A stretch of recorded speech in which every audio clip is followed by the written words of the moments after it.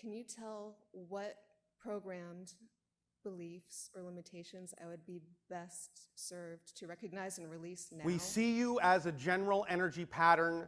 It is most amplified when you begin to touch on a specific subject or topic. However, we sense in general, even from the idea of what it is you are already discussing and how that is changing your energy patterns, that the issue of acting on your excitement is not something you fully incorporated into your life yet, is it? I'm working on it. You're working on it. Yes, that's another way of saying no. It's also another way of saying yes. I've been holding it in my intent. All and right. in my days. What does holding it in your intent mean? It means I've been holding the idea, meditating on it. And when will you actually act upon it? Because you understand action is the key to manifestation of intent. In each moment, if I realize that I'm not currently acting on my greatest joy or highest excitement, yes, I take a moment to look in and feel what that next action is, whether it's a small one or a large one. And then do you act? Follow it. Then do you act? Yes. All right. And so, if you are doing that, then why not say simply yes, rather than I'm working on it? Because it feels like there's always room for expansion and improvement, and I haven't reached my highest level of ability And yet. you never will. So that means the answer is yes. Yes. Oh, then yes. If you have this definition that you are somehow supposed to become a certain perfect limited thing that you're attempting to reach as a goal, then the idea is that you will always find yourself wanting. If you know that at every moment you are simply perfect as whatever you are at that moment, a perfect version of that thing, and at the same time you will always change and always become something grander and always become more expanded, then you will understand that that is the way to look at yourself from the perspective that you're already being who you prefer to be. Okay. Does that make sense? Yes, I'm taking in as much of it as I can. What makes you think you haven't taken it all in? In my head, it feels like there's some threshold of understanding, and that there's something that's just beyond it, and that if I can see what's there, everything will open up. All right. Let's keep this connected to the idea of the flipping the switch exercise. Did you have a particular image that represented your ideal reality? Yes, I did. All right. Did you see things in that image that you're not experiencing at this time? Yes, I did. Did you see things in the version of you that are behaviors you're not exhibiting at this time? Yes, I saw greater expression of things that I currently express. All right. Thus then, does that version of you feel at any moment that anything is missing? No. Do you want to then experience that nothing is missing? Yes. Be that you. Yes. And when you are that you, the synchronicity in your reality will start to change in a manner that reflects that nothing is missing. But until you are the you that knows nothing's missing, you can't actually have an experiential reflection that reveals that nothing is missing. Understood. You cannot be what you're not the vibration of. You cannot experience what you're not the vibration of. Remember that your planet has it backwards. It's not seeing is believing, it's believing is seeing. Yes. So you have to actually be the person who is already of a state of being where they know nothing is missing in order to actually experience a reality that feels like nothing's missing. Does that make sense? Yes. And if you do that, then if there was, just to use your language, if there was something missing, it will reveal itself by simply being the person who knows nothing is missing, because by being the person who knows nothing is missing, if something's missing, it'll stand out Yes. more clearly to that person. You understand? Yes. Does that make sense? Yes, Do you it understand this technique that we're talking about and Yes, how I it do. works? By being that thing, it will reveal more clearly what is not that thing, so that you Yes. have the opportunity to then change that into something that is that thing. That's the core of this idea. But you have to be that thing first before you can see what is not that thing more clearly. I do understand. Does this help you? Well, I feel like I got a lot. Yes. I got that all very clearly during the meditation. Yes. And I am Yet. assuming that what's coming through you is also speaking to me on different levels. Yes, of And course. I'm And you will process this information Yes. at whatever rate and in whatever way you have decided you are comfortable or it is appropriate for you to do so. You don't have to do it the way we're saying. We're just giving you the understanding that you could if you wish to. yes, Does that help? yes. Thank you. And yet, I would like to step into a reality, transform a spine injury that I have. All Can right. you tell me anything that can assist me with that?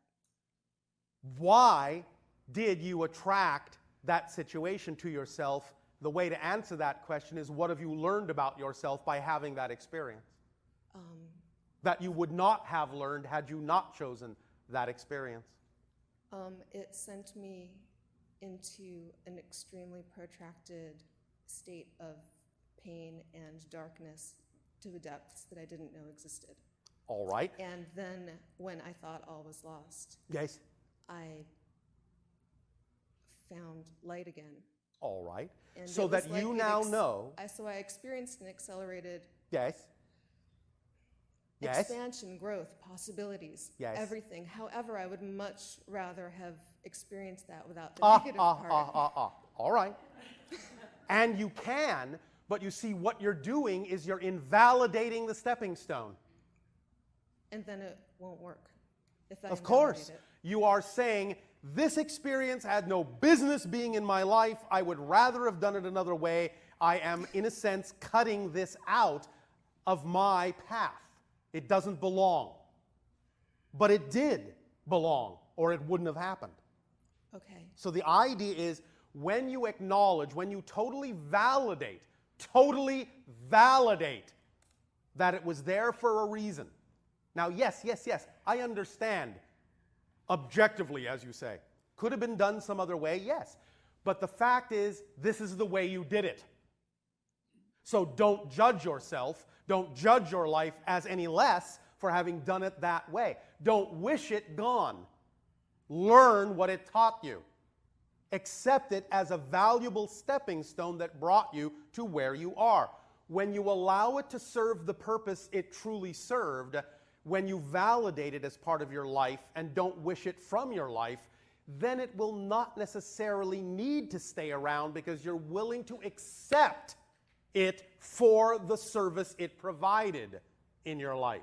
It's only the idea of your resistance to that particular experience that is actually causing the extension of the discomfort because, as we have defined many times, all pain is resistance to the natural self, to the holistic self, to the full description of who you are. That's what pain is, resistance to the natural total self.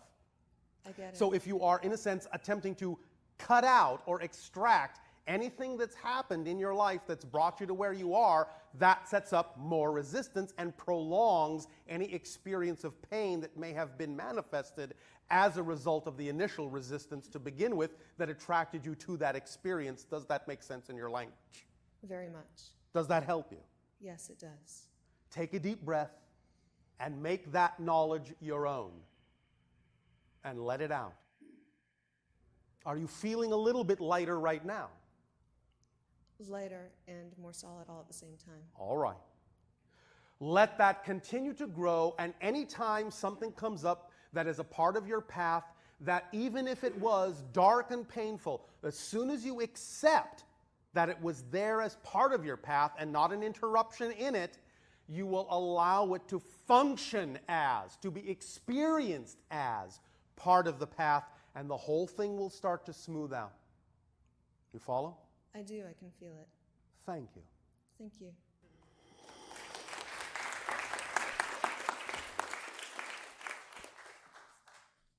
Good day, Bashar. And to you, good day. My question is about what the metaphysical community describes as elemental command. It's described as consciously co-creating with the elements such as air, water, earth, fire, and ether. And I was wondering, are there civilizations within the Interstellar Alliance that consciously practice and use elemental command and consciously co-create with the elements? Yes. Could you give some examples?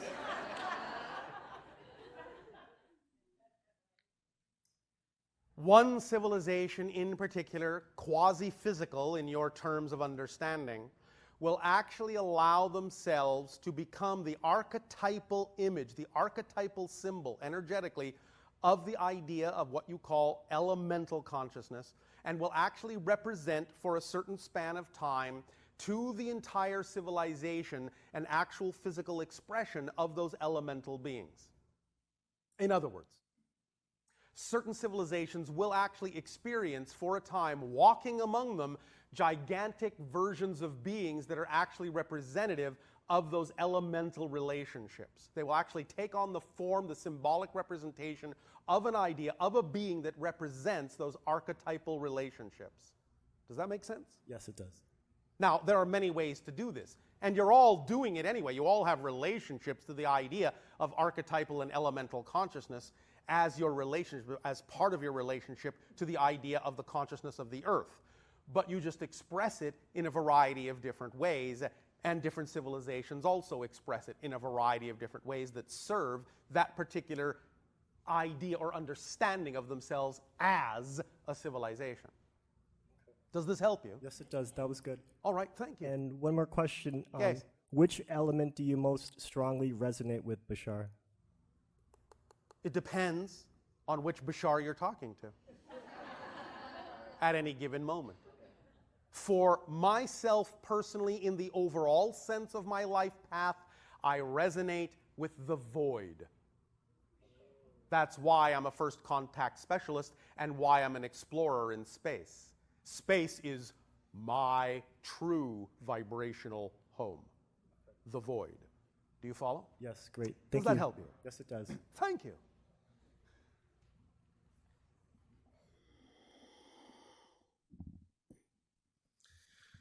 Good day, Bashar. And a you good day. I've come to try and understand. You have come to what? I have come to understand. Thank you. If the you want to connection- try and no, understand, forget that's try. fine too. Let's forget the try part. All right. Just That's want to an make sure affliction. that we're focused on That's what it is right. you really prefer to do. Exactly. So I'm interested in the connection. I'd like to exercise the connection between the higher mind, which conceives, and our brain, which Yes. perceives. Yes. Well, this exercise is one way to I exercise understand that idea. yeah. So when I come to events like this, I try and set an intention. what? I scratch We try. apologize. We Okay. are All right, selectively all right. deaf to certain That's vibrations. Thank you, Bashar. Yes. When I come to events like this, I set an intention. Yes. And the intention, More intention setting. Yes. That's right. The intention I set was the simplicity of bliss and the bliss of simplicity, and that's Yes.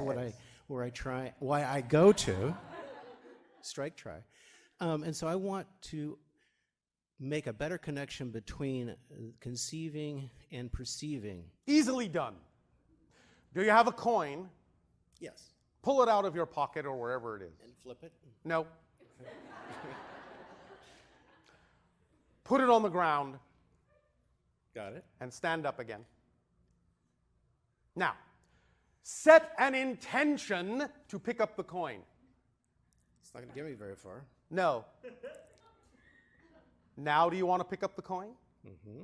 Then setting an intention and picking up the coin Two different things. are not different things. Aha. That's the point. When you pick up the coin, when you actually just do it, that's actually the true expression of the intention. They're not different things. That's our point. Got it. So many of you make them different things. Well, I have an intention, I have an intention, I have an intention, and nothing gets done. The point is, picking up the coin is the same thing as the intention. There actually is no difference, because only by actually doing the action do you actually manifest or reveal the existence of the intention. If you just have an intention in your mind, there is no revelation of the intention. There is a real existence of an intention until it's actually expressed through the action that reveals the existence of the intention. Stop separating them. That's as simple as it gets. So does that mean you have to establish trust between conception and perception? No, it's the same act. None of you have to establish trust in anything. You already, all of you, trust 100% in something. You don't have to learn or establish trust. The issue is, what are you putting your trust in? That's the difference. You are never without trust. It's just, what are you putting your 100% trust in? What belief, what definition are you trusting in? You never have to learn to trust or establish trust. You're always trusting something to be true. If you weren't, you wouldn't be having any experience of anything. Make sense? It makes sense. So, it's up to you to choose where you're putting your trust and creating less and less segregation and separation in your definitions of your experience of reality, so that you don't come into conundrums such as, well, I have an intention, but nothing's happening. When you simply act, that at the same time is the true revelation of and expression of, and actually at that moment of action is actually the true moment of the creation of the true intention. What you typically call an intention is not really an intention. It's just, in a sense, more like a supposition. It's a theory.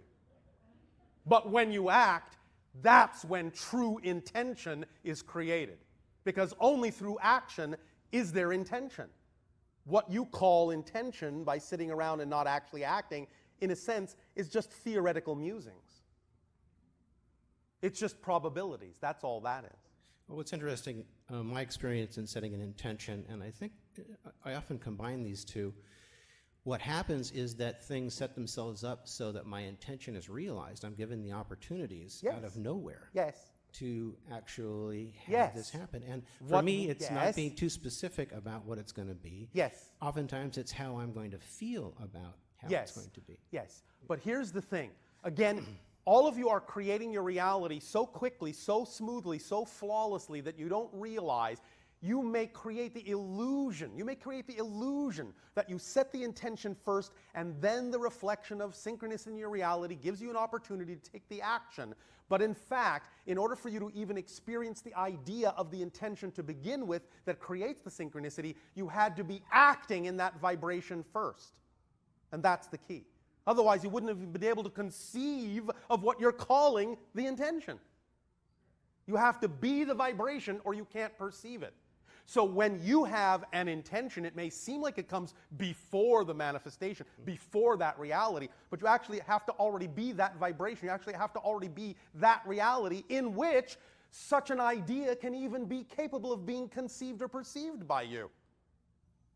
So there actually isn't as much separation or time lag as you think. Does that make sense? That's bliss. Thank you. I'm taking my quarter with me. If that attention. I got my money's worth, though. Thank you. Now, how many billions of parallel realities remain before your lunch period? About 5 minutes. All right. Do you wish to have one more interaction? Hello, Bashar. And a you good day. Thank you for being here. Well, I understand what you mean, even though I'm not literally there. Right. Thank you. Although, of course, we are all everywhere. Right. So I'm at a point in my life where I can see how my life is a reflection of my intentions, my actions. It's a reflection of me, and I can live a high, and I feel really good day to day in my personal life. Why do I sense a large butt coming up here? But because I'm about to ask. But all right. The thing that brings me down, it's not the thing that brings you down? The feeling, you mean the thought. When I choose to lower my vibration? What I'm trying to understand. What you're what? Yeah, what I'm about to ask Yes. is knowing that I'm a co-creator of Yes. all of reality outside just my personal life. No. Every single thing you experience is a creation in your personal reality. Okay. Even though you are interacting with other consciousnesses that are autonomous consciousnesses, you only experience them by creating your version of them out of your energy in your reality. You don't experience them directly in physical terms. So everything in your reality that you experience is actually made out of your energy, is your version of who you are interacting with on a higher level. But you're creating your representation of them out of your own energy in your own universe in order to experience them through physical means, through physical interaction. So it's still all in your own personal reality. Okay. Well, how can I justify, I guess, some of the evils in the world that I'm choosing to project, to experience myself? Because you recognize that many people can act out of alignment with themselves, out of integrity, that they do not have the tools or the awareness or the understanding to be in alignment with the idea of who it is they prefer to be. They may not have been given the tools that are in alignment with the expression of wanting to be more of themselves. And so they may use things that are negative tools, segregational tools, lower in a sense in vibration, because they simply have never been given any other toolkit by which to express the idea of their true selves, their true reality. So they do the best they can. And in that sense, the idea is that if you have the ability to express to them through example other choices they could make, other tools they could choose to express the idea of their fullness of self, to know that they are valuable, to know that they are valid, to not devalue themselves and so in turn devalue everything else around them. Because remember, the golden rule really is what you're willing to do to yourself, you'll do to anyone else. You understand? Mm-hmm. So the idea is if you teach them that they are worthy, teach them that they are valuable, and they have, in a sense, no real reason to devalue themselves or think less of themselves or negatively judge themselves in that way to begin with, then they can learn that there is no threat to their ego. There is no fear of annihilation. They do not have to be afraid of life. They do not have to lash out because they find themselves lacking and project their fear of that reality on everyone else. Remember that a person, in a sense, who feels alone doesn't want to be alone, and they will do whatever they are capable of doing to drag anyone into their reality with them. But if they're operating on a downward spiral, then all they will do is drag everyone down the drain with them.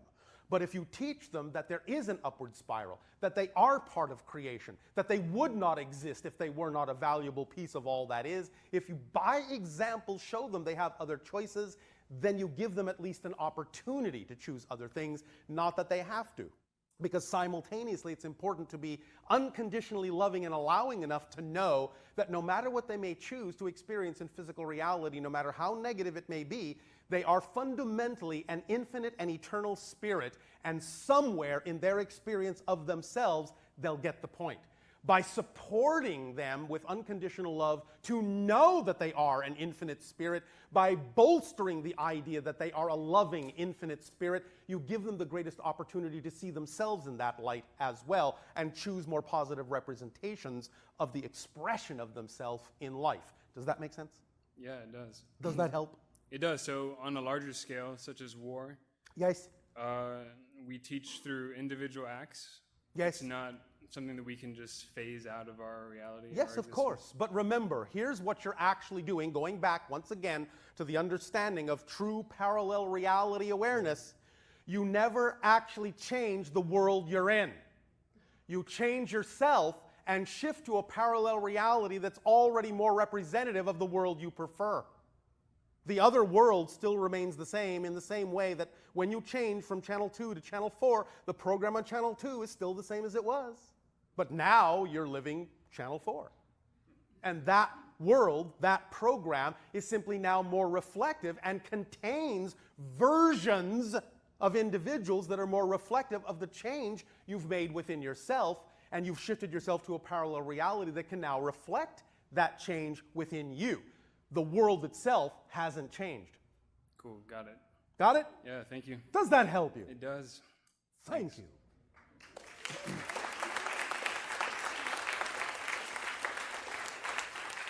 Would you now like to enjoy billions of parallel realities of lunch? Enjoy your break. We will reconnect in 14,578,952 parallel realities. Give or take.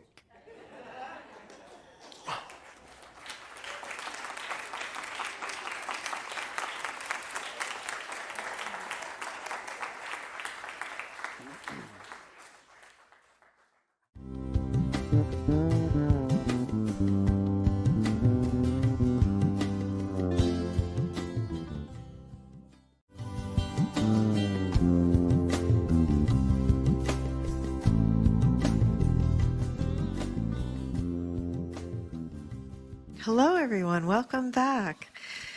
Did you enjoy your lunch?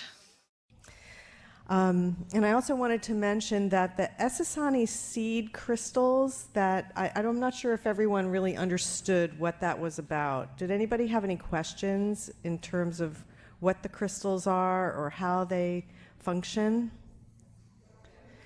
What are they? Well, we've been, he told us about them about a year ago, and we've really been going through a lot to get them made and to get them exactly the way that we want them. And what will happen is when we get the crystals in, then we have Bashar charge them. And what that does is it's charged in a way that acts as of course it's a permission slip. Everyone knows it's a permission slip. But it also, what it does is it gives you a harmonic resonance to tune into. And it makes you a point of contact in the sense of an invitation for contact. And so what happens over time is that if you have a planet filled with people that are beaming the energy of wanting contact and welcoming contact, that's one of the ways that we shift to a parallel Earth where we're actually having physical contact. So that's what the crystals are designed to do. But, just as an aside, to me, they're also kind of like having a Dick Tracy decoder watch. Because you'll see when he tells you stories about his planet and everything, it just brings out the child inside of you, that creative aspect of yourself that's unfettered, that's not skeptical, that just wants to have fun. And I really think that that's a lot of why they also gave us these crystals, was to give us an opportunity to have some more fun and to play with it and to play with them. So, and I know we're going to take a few minutes and let Kirby tell you about the holotope, because that'll come at the end, and that's designed to anchor the information and the energy that he's given you today, because we really want everyone to have the fullest, most wonderful lives. And this technology that Bashar is giving to us can radically change your life if you want it to. So thank you all very much for being here, and let me turn it over to Kirby so that he can tell you about the holotope and how it works. Hey, everyone. This is the holotope. The holotope was invented by Randall Fonts, who's sitting right here. Thank you, Randall. Randall was a longtime creator at the Exploratorium in San Francisco for light projects, light and sound projects, and he's devoted his whole life to creating visual representations of the inner self, and he's really hit it on this one. So, and I'll just briefly describe the mandala shape, the circle. In mathematics is called a Gaussian polytope E8. It's actually a derivative of the Gaussian polytope E8, which is a 248 dimensional object. This is an 8-dimensional object as a relation to that. And currently in modern physics, in a certain section of particle physics, they're using the E8 as a model for the construction and description of the atom. So what we're looking at is, from a supersymmetry point of view, is what Bashar calls the one particle that exists in everything and everywhere, that's traveling at an infinite speed, appearing to be everywhere at once. And that's the primal pathway that particle is traveling. Okay? So what we're looking at is the atomic structure of our reality. And what Randall's done is he's painstakingly layered each of the 8 dimensions with different colors. And we'll be projecting different colored lights onto the holotope so that you'll be able to see the different aspects of those dimensions. And we'll be strobing them in different types of brainwave patterns that your mind will begin to assemble the 8 dimensions. And hopefully you'll pop into that 8-dimensional field. Okay? So it's really quite an experience. Yes. The other thing I want to point out is the fractal patterns in somewhat the backdrop. It's an equal partner in the experience of the holotope. Fractal math is demonstrative of nonlinear creation. We're taking very simple patterns and elaborating them in infinite ways. So it represents the nature of our reality. A rock, the structure of a rock is a rock, but no 2 rocks are the same. It's infinite in terms of that variation, such as we as individuals are all human, but represent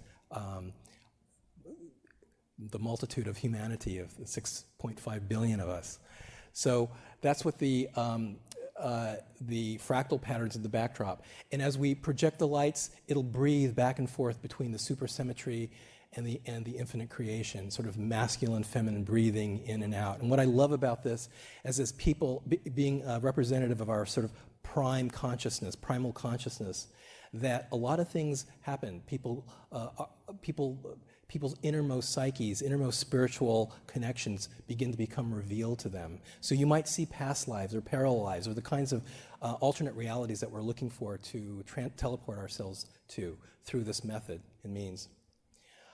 It's an eyes-open meditation, and implicit in that for us is inviting the conscious, waking, rational mind into the dream time, into the altered state, into the multi-dimension.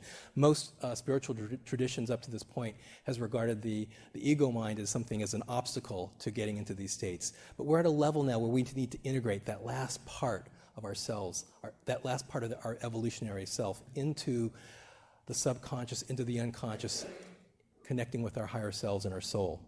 So this is the engagement, and when this happens, we recommend that you basically stare at the center. And as you stare at the center, soften your gaze. You'll be able to receive information from your peripheral vision, which receives a whole different level and frequencies of information. So you'll be receiving it through your conscious mind and through the peripheral vision of more your subtle states of reality as well. So that's the type of engagement we're looking for here. What else do I want to say about it? It's beautiful. We're definitely on the path of beauty here, and beauty entrances. Beauty brings a sense of timelessness, a sense of the bigger picture to our conscious awareness, a sense of belonging, and that's what we're trying to convey here in terms of this reflection of who you are at the most deepest level.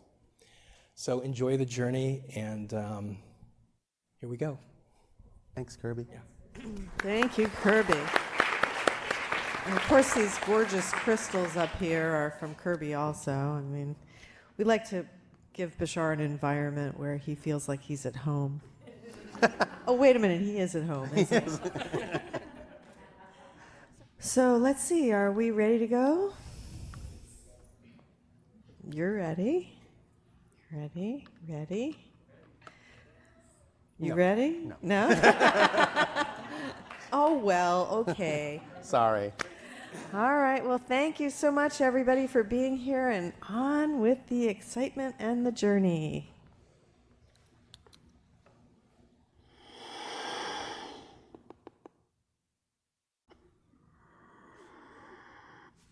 Or it'll say, let us continue this transmission.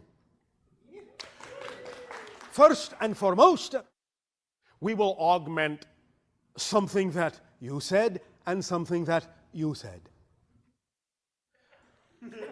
With regard to the idea of what is being called the contact crystal, the seed crystal.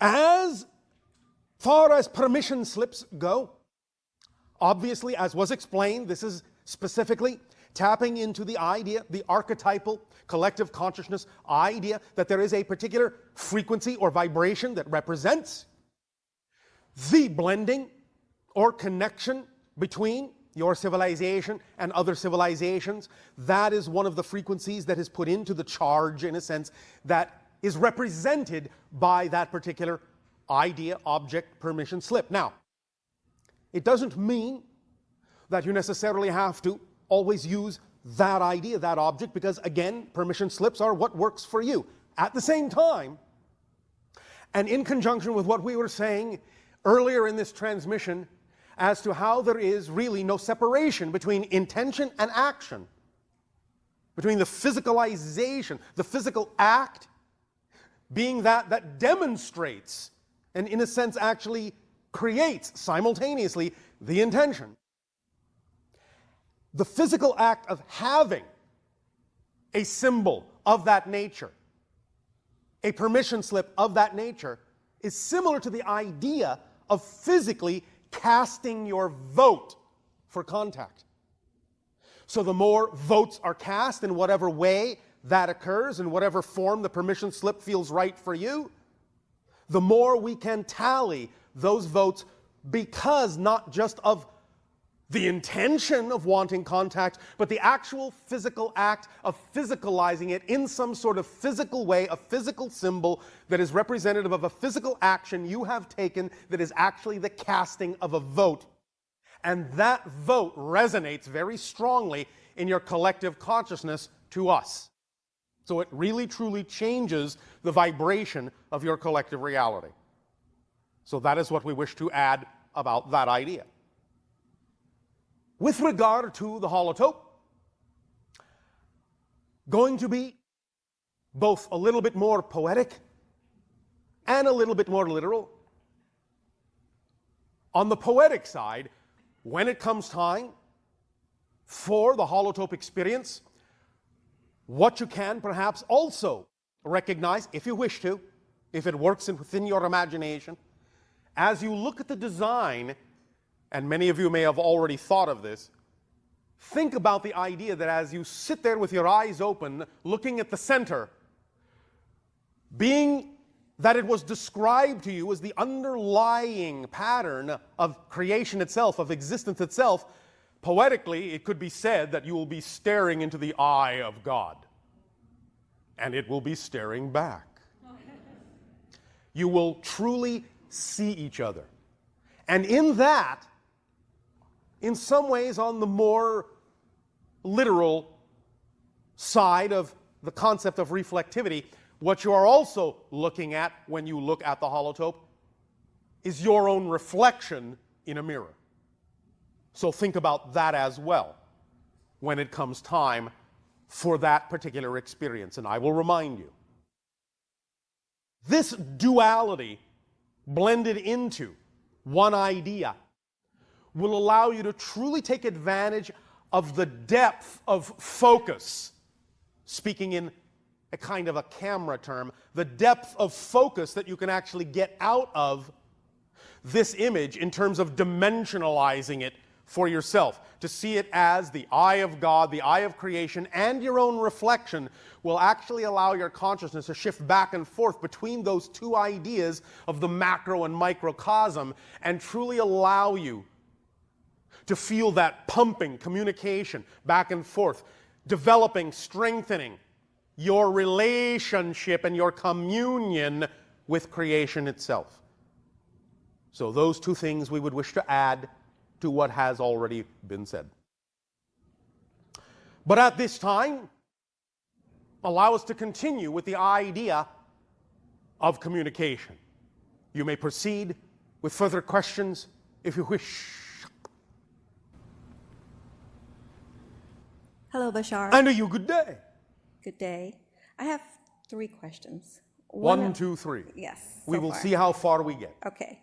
The first one is about permission slips, and I just wanted to clarify, if everything is really a permission slip, are cleanses and foods and vitamins and minerals and surgeries and all of that really just permission slips? They are all permission slips. At the same time, there are permission slips that also take advantage of the collective momentum of your collective agreement, and so will work for many of you simply because you've already agreed to the rules of physical reality in general. In other words, even gravity is a permission slip.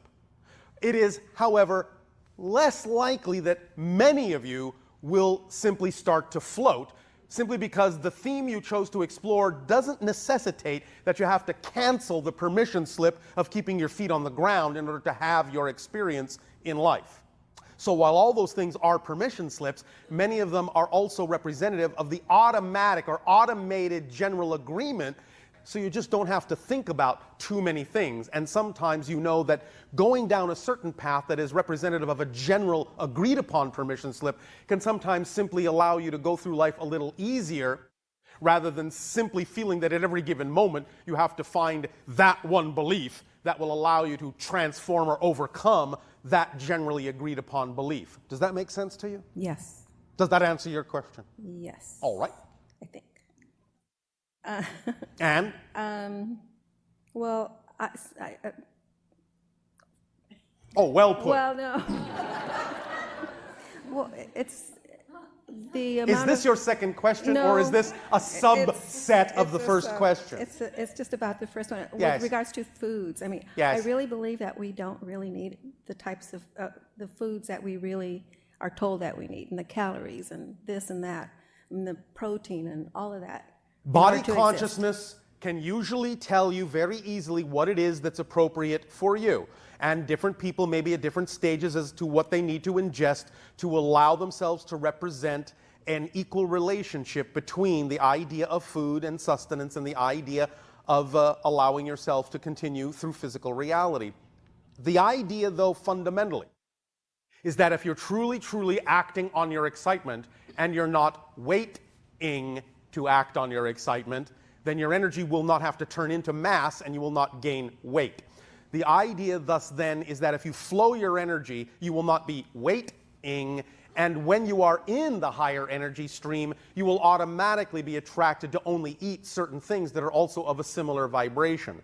But even as you go up the scale, there may still be certain things that you will eat, and it really depends more upon your relationship to that thing, and as long as you feel you have a beneficial, positive, and loving relationship with the idea that that food is doing service to you and that you are blending and combining to be a greater whole, greater than the sum of the parts, then you can still have certain substances and still be representative of the idea of increasing your vibration. You don't always have to eliminate something in that context to increase your vibration as long as you have a beneficial relationship with it. But trust your body consciousness. When you are really flowing with the energy that is truly you, you will automatically know what you feel like actually putting into your body, and there will suddenly be certain things you just won't need and won't have the urge for. Cool. Let it be automatic. Yes. But be clear on the difference between the idea of what you think you're excited to eat and what you're only eating because you're defining anxiety as excitement. You have to be clear about the idea of what energy you're actually using. You follow? Yes. All right. Thank you. And then? My second question is, I heard you mention one time, a woman asked, what is memory? And you said, I believe you said memory is something that you're linking to a parallel reality. Memory, what we said, is being created in the present.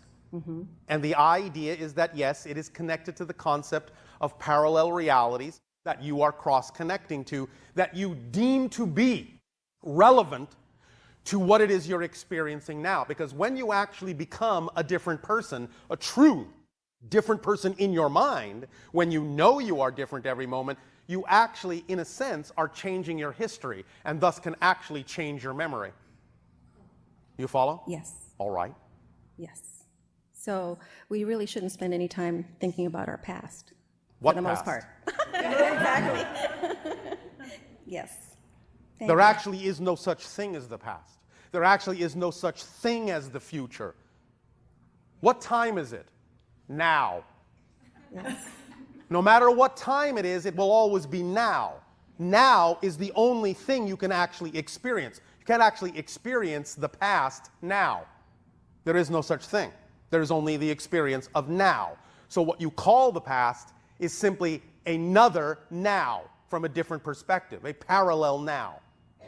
Yes. You understand? Yes, thank you. But you create this time-space linear continuity relationship with it that allows you to think it's something that is no longer around, when in fact it is. It's just that you've changed your relationship to it. You've changed your perspective in relation to that idea, to that arrangement, to that parallel reality, that simultaneously coexistent reality. Mm-hmm. You understand? Yes. All right. Good, thank you. Yes. My last one is, you said once a habit is recognized, it's no longer a habit. By definition. By A definition. habit is something you do you don't know you're doing. Right. Once you know you're doing it, it's not a habit. If you keep doing it, it's a choice. And you have to find out why you would keep choosing to do something you don't prefer to do. That's where you can get deeply involved in the investigation of what definitions and belief systems you have. But the first step is to be in control of that by knowing that once you're aware of something you're doing, once you're aware of a behavior, it's not a habit. You can't relegate it to a pattern or a habit because that's an unconscious act by definition. Once it's conscious, it's a choice. So the question naturally becomes, what would I have to believe is true in order to keep choosing something I don't prefer? And that leads you down the road to investigating and discovering what that belief is so that you can change it. So that can apply to anything like illnesses, cancer, Yes. what else? Weaknesses, anything. Anything. Good. All right, well, thank you. Does that help you? Yes, very much. Thank you. Thank you.